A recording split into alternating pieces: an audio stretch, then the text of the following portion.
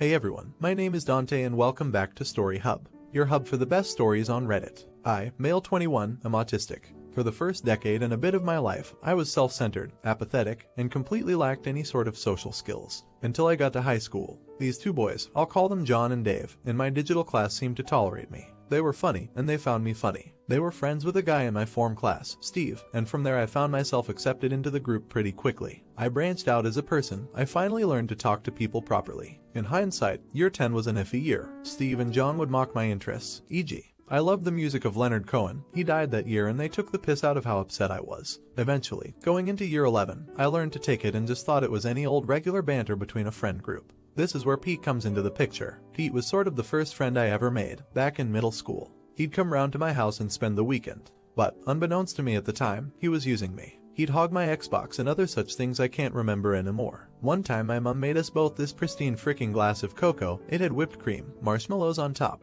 The whole freaking works. I knew very well that this was just a treat. But Pete wanted me to go and ask my mom for another one. So I did. And right then and there she saw straight freaking through the cunt like he was a pane of triple glazed glass. She knew I'd never be so daring to ask for something like that. And so later on in the evening she came into the room to check up on us. Pete was on the Xbox. My mom very gently told him that, you know, it's my Xbox too, and I probably wouldn't mind to go on it. The next day, I went up to Pete, and the first thing he said to me was, "Go away, Kev. Nobody likes you." That was it. He didn't want anything to do with me from then on. He bullied me for the rest of my time at middle school. Back to year 11, and Pete's in my history class for the year. Says it's time to call it quits. Well, we're like two peas in a freaking pod from then on. My parents, somewhat unsurprisingly, will only let him stay for one night now, if even that. Pete gets me into smoking weed. Then year 12 comes along, and the whole posse is now a group of stoners. If weed isn't involved, we don't go out to see each other. Later on in the year, Pete steals some oxycodone from his granddad's cancer-riddled partner right before she died. The same granddad he claimed to love like a dad.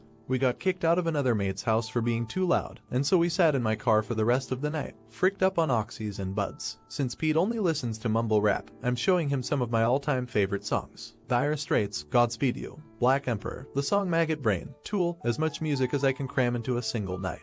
Well, this night was the turning point. I'd been playing guitar for 2 years up until this time, and it was this night that Pete decided we should make music.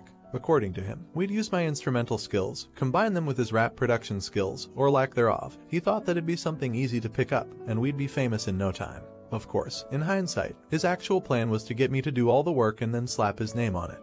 We moved in with his granddad the following year, and he claimed he wanted to learn the bass. Wouldn't stop talking for freaking months about how good of a bass player he wanted to become. I get a 6-string Ibanez bass for Christmas, and he never picks it up. All the bass talk goes out the window. It was the keyboard now. Of course, the exact same thing happened then, only I paid for the keyboard myself. We lived with his granddad for a year, right up until he died. I moved back in with my parents, and by this time Pete had influenced me and changed me so much that my relationship with them was pretty much ruined. For example, Pete found a box of my mom's old VHS tapes. She has an extremely rare tape of Song of the South. Pete runs his Google numbers, and he has $signs in his eyes. That cunt influenced me to sell, and attempt to sell, so much of my parents' belongings for his own gain. My mom still has her videos, thank God, but other things like some of my dad's cassettes weren't as lucky. Anyway, because of this, living with them this time around was a lot harder. I didn't understand why then. I certainly do now. Anyway, from 2020 to 2021 nothing much really happened. We both went from job to job, although I'd be staying at mine for a lot longer than he would. He'd have a job for 3 months, quit, then be unemployed for 9. We were trying to save up for our own place together, because we absolutely freaking needed to, otherwise the whole music plan wouldn't work out. The same reason we had to spend thousands on actual professional recording equipment that we don't know how to use, I guess. 2022 rolls around. Pete's living at John's parents', which was only supposed to be for 6 weeks while he found another rental, working as a healthcare assistant, and I meet a woman. From the get-go, Pete was trying to convince me not to go and see her, but I did. For the first month or so, I'd have to drive 2 hours up north to see her. It was worth every second. We made it official after less than 3 weeks of seeing each other in person. In a pretty risky move at the time, she moved in with me at my parents' after a month of dating. Since they were so used to Pete and his behavior, they were pretty hard on us at first. But they warmed up to her quickly in a flash. Now the ball's really rolling for a house. My girlfriend and I would be looking at houses every day, sending them to Pete. There was always something wrong with them. Too dodgy. Oh no, that's on a main road. My cat's not very smart when it comes to cars, even though his granddad's house was on a main road and the cat was fine. It doesn't even take a week before my GF is sick of his shot, and we pretty quickly agree that we're better off just moving in on our own. It took me a couple weeks after that to pluck up the courage to tell Pete.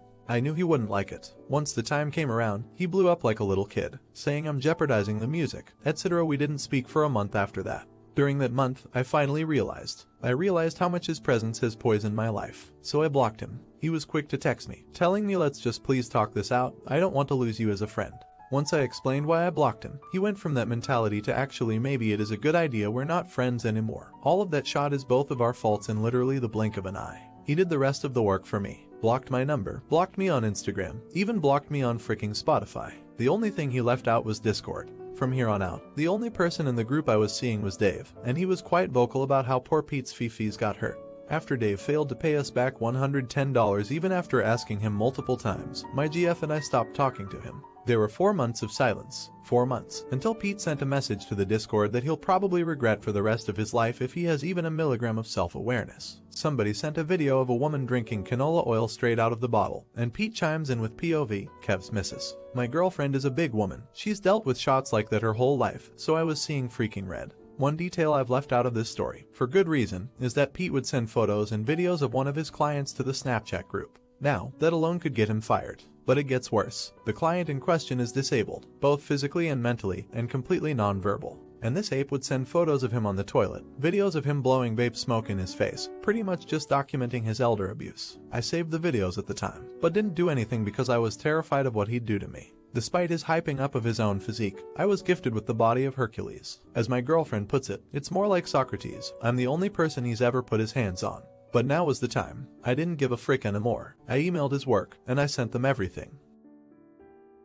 He was fired on the spot, no pay, nothing. He tried to run away to his dad's house 3 hours away, but the dumbass forgets that I've met his dad. I've been there before. So I go into my Google Maps timeline and give the police the information they need. Week after that, he's back at John's parents', where his car has sat ever since. God knows what the frick he's told them for them to let him keep living there.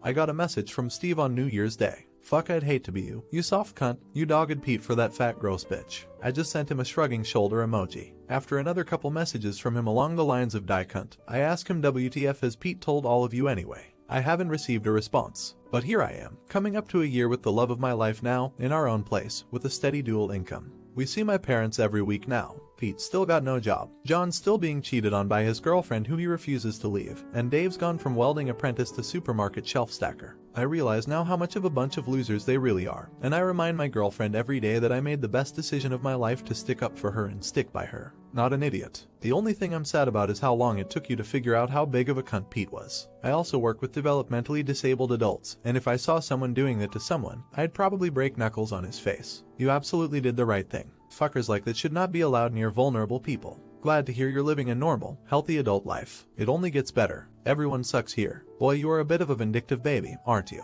Pete didn't put a gun to your head for any of your choices. I'll bet you're plenty capable of selling your parents' shot with no influence. He's a right piece of shot, just for different reasons than you. Don't make enemies. Kid, you ain't smart enough for em. Everyone sucks here. Pete and your old friends are shitty people. Good that you are away from them and your girlfriend seems like a good person, but this definitely comes off as it's not my fault my life is shit. You still made the decisions you made, no one else.